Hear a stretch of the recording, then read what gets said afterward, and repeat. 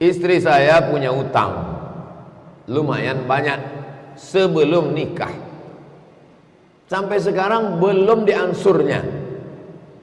Apakah saya sebagai suami wajib membayar utang bini saya ini? Kebetulan saya semalam melihat pesan Presiden B.J. Habibie ketika dia mau nikah dengan Ainun. Apa kata dia? Ainun, masa lalu milikmu, masa depan milik kita berdua. Assalamualaikum warahmatullahi wabarakatuh. Kembali lagi di channel ini. Semoga yang lagi nonton video ini diberikan kesehatan oleh Allah Subhanahu wa taala, dilancarkan rezekinya, diberi kebahagiaan dunia dan akhirat. Kali ini saya mau reaction video tanya jawab Ustadz Abdul Somad. Langsung saja ke videonya.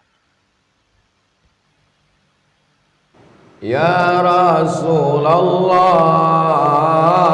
Kita ya Nabi, ya Nabi, laka syafa'ah wa hadha matlabi. Ya Rasulullah, maksudnya wahai Nabi Muhammad SAW, laka syafa'ah, kaulah yang punya syafaat. Nabi punya syafaat uzma. Nabi Adam, Nabi Idris, Nabi Hud, Nabi Saleh, tak ada yang berani menghadap Allah SWT. Waktu kita nanti di padang mahsyar itu ramai-ramai, wahai Nabi Adam, menghadaplah kepada Allah. Kata Nabi Adam, aku tak sanggup menghadap Allah. Aku dulu dilarang Allah, jangan kau dekati pohon kuldi ini. La taqraba hadhihi syajarah, jangan dekati pohon kuldi, malah aku makan buah kuldi itu, kata Nabi Adam. Tak sanggup aku menghadap Allah. Menghadap mereka kepada Nabi Nuh, tolonglah menghadap kepada Allah, tak tahan lagi kami di padang mahsyar ini. Kata Nabi Nuh, aku tak sanggup menghadap Allah. Anakku Kan'an ku ajak naik, ya bunayyar kam ma'ana, wahai anakku mari naik ke perahu. Anakku marah, anak durhaka, maka aku malu menghadap Allah. Sampai akhirnya mereka menghadap Nabi Muhammad sallallahu alaihi wasallam. Walaupun umatnya paling kecil, umurnya paling pendek, badannya paling kecil, tapi umat inilah yang lebih dulu masuk ke dalam surga. Itu berkat syafaat Nabi Muhammad sallallahu alaihi wasallam. Itu maka disebut tadi, laka syafa'ah wa hadza matlabi. Matlabi artinya inilah permintaanku. Itu mereka nyanyikan tadi. Ya Rasulullah, ya Nabi, laka syafa'ah wa hadha matlabi. Antal murtaja yawma ziham, isfa' lana ya khairal anam. Antal murtaja, engkaulah yang kami harap, engkaulah tempat berharap, tak ada lain. Yauma la yanfa'u malun, harta tak bisa menolong, wala banun, anak tak bisa menolong. Antal murtaja, hanya engkau sajalah tempat berharap. Yaumaz ziham, ziham artinya ramai. Orang kalau macet itu disebut zahmah, ziham, macet. Pada saat ramai, seluruh umat berkumpul. Dari mulai Adam, Idris, Nuh, Saleh, Ilyas, Zakaria, Musa, Yahya, Isa, Daud, Sulaiman, Nabi Muhammad SAW, seluruh umat berkumpul di padang mahsyar. Maka disebut dengan yaumaz ziham. Hanya Nabi saja. Isfa'lana ya khairal anam. Maka pada saat ramai tak ada satupun yang bisa menolong itu, kasihlah kami syafaat, wahai khairal anam, engkau sebaik-baik makhluk Allah Subhanahu wa taala. Nah, jadi di majelis-majelis di Mesir, di majelis para habaib, itu dalam majelis ilmu, karena kepala ketika membaca hadis, membaca ayat, urat-urat kepala itu tegang. Maka dengan mendengar nasyid itu kebalik, seluruh dia balik. Ada seni, ada munsyid. Maka di dalam majelis itu ada munsyid. Munsyid itu orang yang membaca nasyid. Syair-syair itu namanya nasyid. Orang yang membaca syair itu, ananda tadi itu namanya munsyid, dibaca. Kenapa dipukulkan gendang? Kata Nabi SAW, a'linu hadzal nikah. Kalau ada orang nikah tak boleh diam-diam. A'linu, iklankan nikah ini. Waj'aluhu fil masajid. Buat nikah itu di masjid, wadribu alaihi biddufuf, pukulkan gendang. Itulah asal muasal mukul gendang, memukul gendang. Mana tahu ada orang bertanya, apa pula pakai gendang-gendang, pakai pukul-pukul. Nah, ini penjelasannya. Udah jelas, kasih tahu. Tak juga dia mau menerima, melawan, pukulkan gendang tuh kepala dia. Lanjut ke video yang kita tunggu-tunggu, tanya jawab, lucu dan juga berisi ilmu teman-teman. Banyak belajar dari sini. Mari kita tonton bersama. Istri saya punya utang lumayan banyak sebelum nikah. Sampai sekarang belum diangsurnya. Apakah saya sebagai suami wajib membayar utang bini saya ini? Kebetulan saya semalam melihat pesan Presiden B.J. Habibie ketika dia mau nikah dengan Ainun. Apa kata dia? Ainun, masa lalu milikmu, masa depan milik kita berdua. Allah. Nanti kalau kebetulan kalian nikah, bini kalian berutang, apakahlah ucapan B.J. Habibie tadi? Wah, sengaja ku diamkan. Kalau ku ceritakan takut aku kau tak mau kawin sama aku. Apa Adinda? Utangku banyak. Adinda, kata B.J. Habibie, masa lalu milikmu, masa depan milik kita berdua. Maksud abang, kau bayar utang kau tuh. Ini banyak orang ini salah paham. Dianggapnya kalau sudah menikah itu menyatu. Dianggapnya kalau sudah menikah itu menyatu. Laki-laki salah paham, perempuan salah paham. Panggilnya bini, istriku sini kau. Sejak akad tadi, maka surat nikahmu, surat tanahmu, surat mobilmu, surat rukomu, semua punya aku. Karena akulah surga dan nerakamu. Tidak begitu guys. Kalau kalian anak muda nikah dengan perempuan, maka si perempuan itu tetap punya hartanya. Ini ruko punya bapak dia, ini mobil hadiah dapat bonus dia dari kerja, ini gaji dia, itu punya dia. Tak bisa kau ambil, tak bisa kau gugat. Kau pula kerja selama ini sebelum nikah, punya tanah, ini juga punya engkau, ini milik engkau, ini milik istrimu. Lalu apa bedanya? Di dalam harta milikmu ada punya istrimu. Di dalam harta punyamu ada hak istrimu. Tapi dalam harta istrimu tak ada hakmu. Ibu-ibu setuju?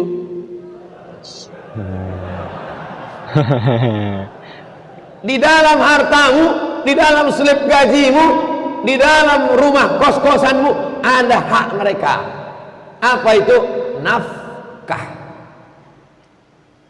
Makan, pakaian, tempat tinggal, pendidikan, perhatian.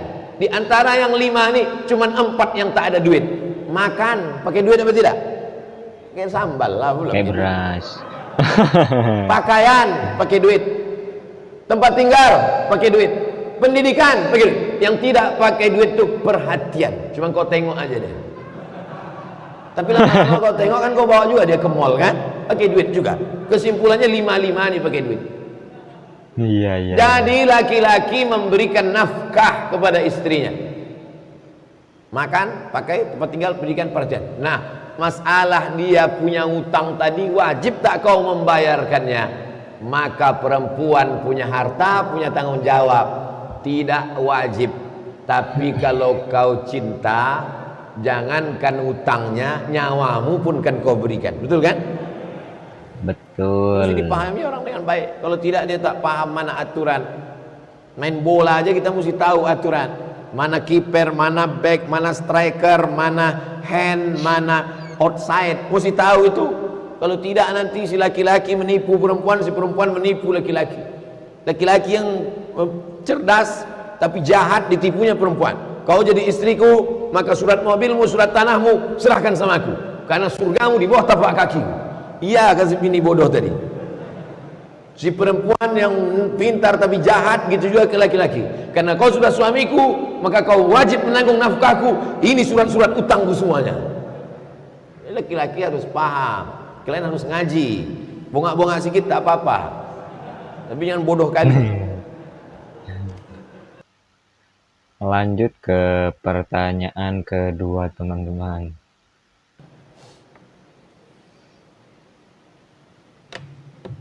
Apa beda dijamin masuk surga bagi sahabat Nabi dengan kita umat ini juga nanti kan sama-sama masuk surga Pak Ustaz? Iya.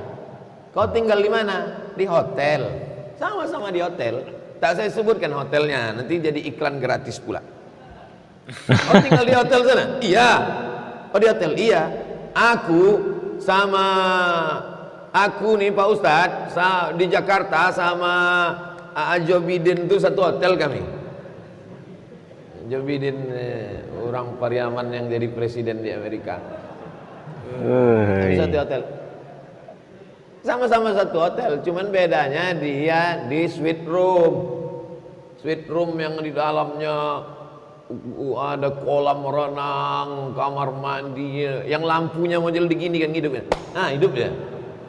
Nah, Pak dipencet 3 kali tak hidup. Begitulah agak perbandingannya. Idza sa'altumullaha fas'aluhul firdaus.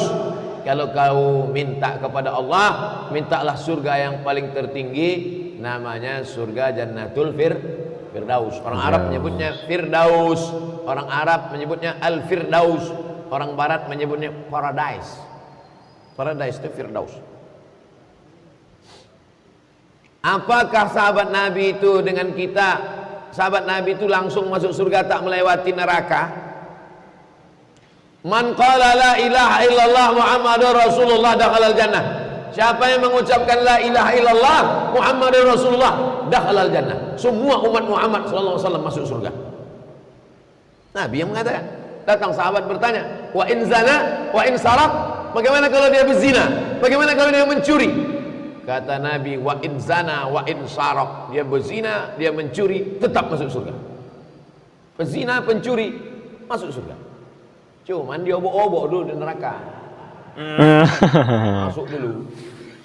Masuk dulu ke dalam neraka sampai gosong, sampai hitam, lalu kemudian dia seperti biji tanaman yang diletakkan di tepi sungai, kena cahaya matahari, dari biji hitam itu keluarlah tunas yang hijau putih. Begitulah penghuni neraka tadi masuk ke dalam neraka hitam, lalu kemudian dikeluarkan di tepi sungai surga. Akhirnya dia masuk juga ke dalam surga, tertulis di tengkuknya mantan penghuni neraka. Makanya nanti kalau bapak ibu masuk surga, carilah yang tengkuknya ada tulisan itu. Pas tengok tengkuk, kau yang dibilang Ustaz Samad masuk lu. Kata dia, kau lebih besar pula lagi tanda. Makanya kita berdoa 7 kali pagi, 7 kali malam. Allahumma ajirna minan nar, Allahumma ajirna minan nar, Allahumma ajirna minan nar, Allahumma ajirna minan nar, Allahumma ajirna minan nar, Allahumma ajirna minan nar, Allahumma ajirna minan nar. Rabbana atina fid dunya hasanah wa fil akhirati hasanah wa qina azabannar. Lanjut ke video ketiga teman-teman. Umur saya 25 tahun, masih lajang. Kenapa setiap hubungan saya selalu putus? Setiap ada niat mau nikah selalu putus. Mana aku tahu? Padahal niat saya baik, supaya tak terjadi dosa. Innar rizqa la yatlubal mu'min kama yatlubuhul maut. Rezekimu mengejarmu sebagaimana kematian mengejarmu. Rezekimu mengejarmu sebagaimana kematian mengejarmu. Lontong sayur saya pagi ini mengejar saya sebagaimana kematian mengejar saya. Istri itu rezeki atau tak rezeki? Rezeki. Maka calon istrimu itu mengejarmu sebagaimana kematian mengejarmu. Allah. Tapi tetap ada usaha dan ikhtiar. Ya. Jangan setelah ini anak-anak muda ini diam aja. Kau kenapa tak cari bini? Rezeki mengejar. seperti kematian. Ada dulu kawan saya, umurnya waktu itu 42 tahun, masih lajang. Asal kumpul-kumpul pasti ditanya orang, kenapa tak kau kumpul bini? Kapan kau nikah? Tapi saya tak pernah bertanya sekalipun. Saya diam aja. Saya tak mau mempermalukan dia depan orang banyak. Sampai akhirnya pas kami berdua tak ada orang lain, ku tanya dia. Saya manggil abang karena kakak kelas saya. Ada tak perempuan yang cantik nampak abang? Itu perlu ditanya dulu. Mana tahu jawaban dia, laki-laki yang nampak Allah, ya kan? Saya tanya. Pas tak ada orang saya tanya, ada tak orang di Pekanbaru nih yang abang nampak cantik? Ada, kata dia. Mana orangnya? Coba tengok fotonya. Saya tengok. Oh, cantik memang. Di mana rumahnya? Rumah dia di sini, daerah sekitar sini juga. Besok pagi jam 10 kita berdua datang ke rumah. Saya tak mau mengejek-ngejek orang. Besok pagi jam 10 kita datang ke situ. Datanglah kami berdua. Assalamualaikum. Waalaikumsalam. Assalamualaikum Bu. Waalaikumsalam. Ini saya Abdul Somad. Waktu itu saya belum viral lagi. Ini saya Abdul Somad. Sekitar 5 atau berapa tahun yang lalu. Ini saya Abdul Somad. Ini abang saya. Kami sama-sama lama. Dia ini orang baik Bu. Anak ibu ada hubungan tak sama laki-laki lain? Tak ada. Niat kami ini baik. Kalau memang cocok kami mau minang anak ibu. Tapi sesuai dengan adat istiadat kita di bumi lancang kuning, kami tanya dulu. Kalau memang cocok nanti keluarga kami akan datang. Ayolah kami musyawarah dulu. Jadi antum ada tak perempuan cantik nampak antum? Cuman jangan antum bawa saya. Kalau saya antum bawa nanti saya diterimanya. Antum bawa Ustadz Al-Nob, Ustadz Fajri Ansah, Haji Endar, Haji Endar ini pun bahaya juga nih. yang kira-kira tidak terlalu membahayakan lah. Jadi tak usah terlalu banyak teori. Nikah ini tak usah terlalu banyak teori begitu gini, nah langsung to the point. Si Pak Gul, tak Gul cari gawang lain. Jadi banyak orang sekarang berteori-teori. Itu tadi yang saya ceritakan itu true story, kisah nyata. Gitu juga kalau nampak saya ada jamaah begini begono, begini begono, begini begono, saya tanya mana? Kita datang. Oke teman-teman, mungkin videonya cukup sekian. Semoga bermanfaat. Bagi yang menyukai video ini, alangkah baiknya jangan lupa tekan like, komen, dan subscribe. Wassalamualaikum warahmatullahi wabarakatuh.